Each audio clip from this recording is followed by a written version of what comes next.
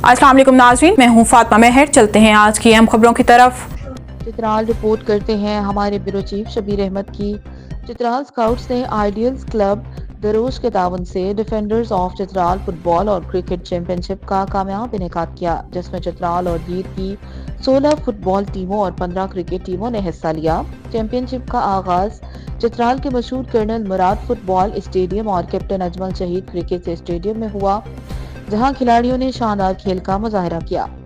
Championship के final matches captain Ajmal शहीद cricket stadium में खेले गए, जिन्हें देखने के लिए मकामी शहरियों की बड़ी तादाद मौजूद थी।